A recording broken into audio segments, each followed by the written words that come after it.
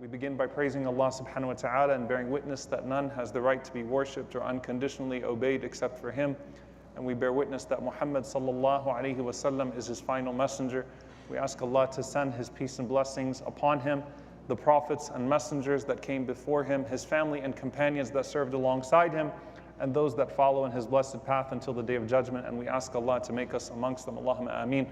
Dear brothers and sisters, as we come to the sacred occasion of Ashura, there are many different things to decipher and to talk about, but I wanted to focus on one thing that ties together the incidents both of the Hijri calendar and the incidents of Ashura specifically.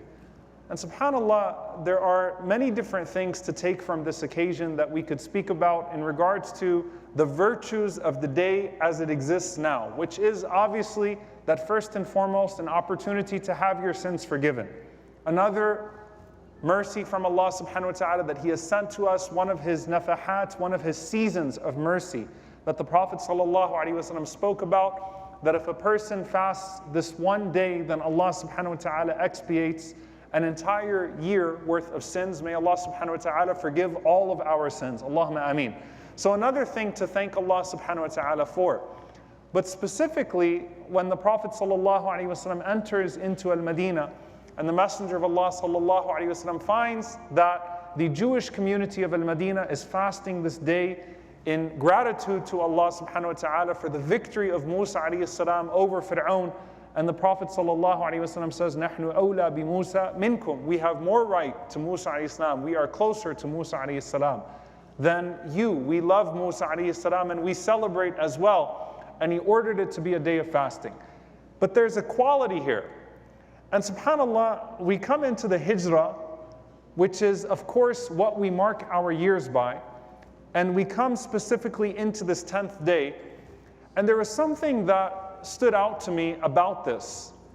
And it ties what Ashura is attributed to in the athar, in the narrations before this incident of Musa alayhi salam, and what we know of what happened historically on this day.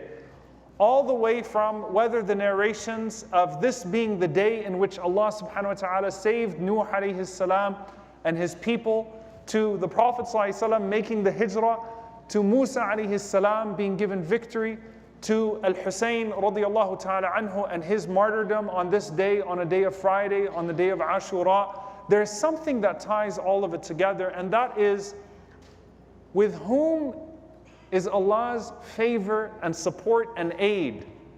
And what qualities bring about Allah subhanahu wa ta'ala's support? Something striking in the Quran about that. There are only 2 occasions in the Quran where Allah subhanahu wa ta'ala speaks about His ma'iyyah, His being present with a people or with a person on the tongue of a prophet. Only 2 occasions. And they both specifically tie into this span of 2 weeks that we're speaking about. The Hijrah of the Prophet sallallahu alaihi wasallam and Musa alayhi salam. When Allah says that He is with someone, He is with someone. Typically we find this with qualities in the Quran. Inna Allaha wa anna Allaha ma'al mu'mineen. Allah is with the believers. Inna Allaha ma'as sabirin. Allah is with the patient. Wa anna Allaha ma'al muttaqeen. Allah subhanahu wa ta'ala is with the people of piety. Inna Allaha ma'al ladhina taqaw wal ladhina hum muhsinun. Allah is with people who have taqwa, who have piety, and those who excel in good deeds. Allah is with these categories of people. But to specific incidents, there are only 2. One of them is when the Prophet sallallahu alaihi wasallam is in the cave with Abu Bakr as-Siddiq radiyallahu ta'ala anhu in the Hijrah, as they are on their way to Al-Madinah, and they hear the footsteps and they see the feet of those that are trying to kill them. Effectively, this is the end of the journey. And the Prophet ﷺ says to his companion, "La tahzan, inna Allaha maʿana." Do not grieve, Allah is with us. So this is one occasion where we find Allah's being with someone on the tongue of a prophet of Allah being established. With our messenger Muhammad ﷺ in those moments where he and Abu Bakr as-Siddiq radiallahu ta'ala anhu can see the feet of the enemy and danger is imminent. It's a matter of moments, it's a matter of them looking down, seeing them in the cave and ending them. There was no secret about what their intentions were when they found the Prophet sallallahu alaihi wasallam. The intention was to kill him. And the Prophet sallallahu alaihi wasallam in those moments says to Abu Bakr radiallahu anhu, Inna Allaha maʿana. Allah is with us. And the other incident happens to be Musa alayhi salam. The only other incident. The Prophet Moses, peace be upon him, when he is at the final moment of being pursued by the army of Fir'aun. Danger is imminent once again. You are about to be killed and your people are saying, Inna lamudrakun. We've been caught. Imagine hearing the army of Fir'aun behind you. And they make no secret of their intentions. They will mutilate you. They will cut you into pieces. They will do all sorts of horrible things with you. And in that moment, Musa alayhi salam says, Kalla inna ma'i rabbi sayahdeen. He says, no, Allah is with me and He will guide me. SubhanAllah, the two incidents both tied to the moment that we are in right now of Ashura in the beginning of the Hijri year. Both of those moments involve Musa alayhi salam and Muhammad sallallahu alayhi wasallam, and both of them speak to the most vulnerable and dangerous and desperate moments when both of those prophets were able to say, Allah is with us, it's okay. Allah is with us. And when they say that, Allah subhanahu wa ta'ala brings about the victory. He brings about that goodness. SubhanAllah, that courage, that certainty that they had in those moments. It is something that once again ties together all of the historical incidents that take place. Whether before the day in which Ashura becomes legislated or after, that when believers face their most desperate moments, they are able to lean on the fact that Allah is with them so long as they exhibit the qualities that bring about Allah's favor upon them. It's what ties the Hijrah, it's what ties Musa alayhi salam, it's what ties Al-Husayn radiallahu ta'ala anhu, and all of these incidents into one. Is Allah with us or not? Because if Allah is with you, you are victorious. Whether that victory is one that has a material consequence in this life or not is irrelevant to the discussion. Allah subhanahu wa ta'ala's being with someone does not always mean that that is imminent victory in the material worldly sense, but sometimes it is. And it happens to be so with Musa alayhi salam and with Muhammad sallallahu alayhi wasallam. But if Allah is with you, you don't lose. You actually attain victory. And subhanAllah, you then go into all of the qualities where Allah subhanahu wa ta'ala mentions He is with a people. And as Ibn Abbas radiallahu ta'ala anhuma says, commenting on the ayah, when Allah says to Musa alayhi salam, go you and Harun to Fir'aun, inni ma'akuma, I am with you. قال Ibn Abbas radiallahu ta'ala anhuma, ay inni mu'inukuma, I am your supporter. Asma'u wa ara. I hear, I see, I'm there with you, with my knowledge and with my support. You have my support as you go forward. Why do you have the support of Allah subhanahu wa ta'ala? And how is this relevant to us? It's very easy for us to look at these historical incidents and to say, all we take from it is, Alhamdulillah, for Allah subhanahu wa ta'ala giving victory to Musa alayhi salam, وَنَحْنُ أَوْلَى بِمُوسَى. We are closer to Musa alayhi salam than anybody else. We love Musa alayhi salam. We are closer to him. We have a great right to Musa alayhi salam. Therefore, when Allah subhanahu wa ta'ala gives victory to Musa alayhi salam, that is our victory. Alhamdulillah for that. And indeed, and as for the Prophet sallallahu alaihi wasallam, huwa awla bil mu'minin, he is closer to the believers than their own selves. And so surely when Allah gives victory to the Prophet sallallahu alaihi wasallam, then that is something that we celebrate and we are happy about and we are proud of. But then you ask yourself, do I have the qualities that establish Allah being with me?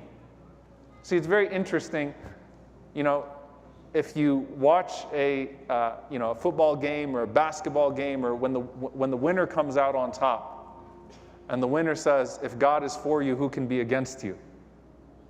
Right?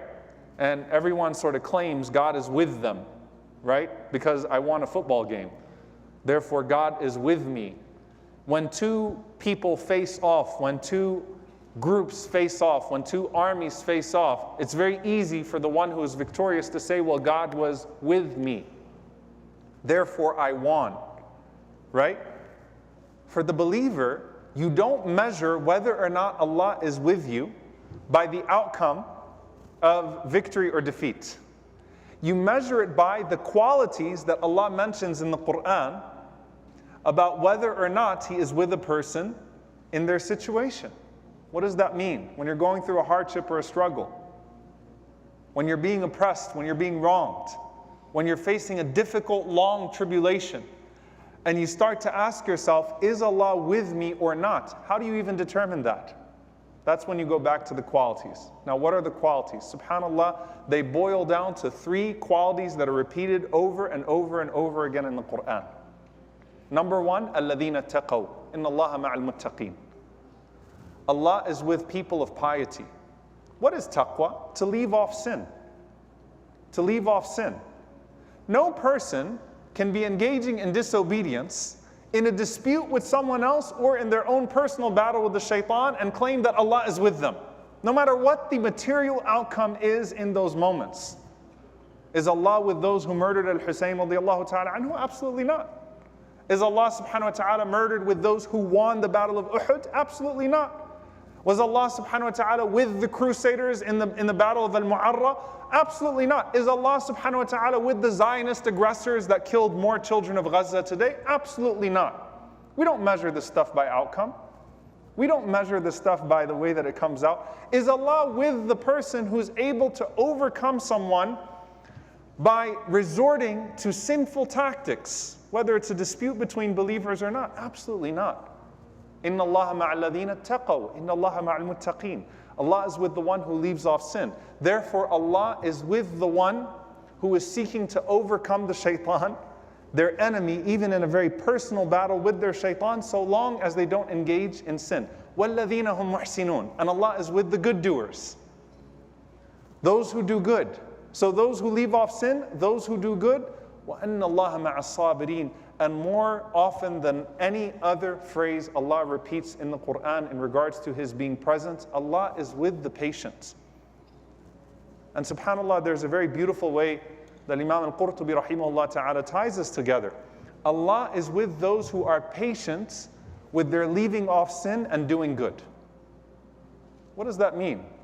That no matter what the circumstances are as they are evolving in our lives, happening to us collectively or as individuals, when we don't resort to what contradicts taqwa or leave off doing good, and we are patient with that methodology of life, patient with the leaving off of sin and the performance of good deeds, patient with the adversity that comes with that, Allah is with us. How do I know if Allah is with me? If I have the quality of taqwa and ihsan, and I am patient, I have sabr with those 2 qualities. Not by the outcome as it pertains to material success. However, I'll end with this. When Allah subhanahu wa ta'ala does give those outcomes that are pleasing to us, we respond to those outcomes with gratitude. And subhanAllah, there is something very beautiful for you to take from this, inshaAllah ta'ala, and for me to take from this as well. If you saw the Prophet sallallahu alaihi wasallam in a moment of sajda, in a moment of prostration, I want you to imagine walking into a Masjid Nabawi, walking into the Masjid of the Prophet sallallahu alaihi wasallam, and seeing the Prophet sallallahu alaihi wasallam in a state of prostration and crying. Would you be able to tell if something really bad happened to him or if something really good happened to him? Would you be able to tell if he just got the news of having a baby or if he just lost a child? Would you be able to tell the difference if this was after Badr or after Uhud? The answer is absolutely not. Because the Prophet ﷺ, in both of those outcomes, whether great tribulation had come to him or great joy had come to him, he was always in sujood. It would lead him to a place of prostration and shedding tears and showing either gratitude to Allah subhanahu wa ta'ala for something great that came to him, or patience with something hard that had happened to him. But the outcome of it with the Prophet ﷺ as himself was the same every time, which was, you would see him in sujood, bawling his eyes out and remembering his Lord. So the Prophet ﷺ exemplifies then, عَجَبًا لِأَمْرِ الْمُؤْمِنِ. What an amazing state the believer is always in. And only the believer has this gift. When something good happens to him, he thanks Allah subhanahu wa ta'ala, and that's better for him. When something bad happens to him, he is patient, and that is better for him. What an amazing state of affairs the believer is always in. And so what's the lesson that underlines Ashura for us, dear brothers and sisters? When you hear Allah is with, is Allah subhanahu wa ta'ala with me in the moment that I'm going through? You don't have to sit there and measure the outcome and say it's been this many years, or this is happening, or that's happening. You measure your taqwa, you measure your ihsan, you measure your sabr. May Allah subhanahu wa ta'ala make us people of all of those qualities that He loves, people of all of those qualities that establish His presence and His support and His aid. Allahumma ameen.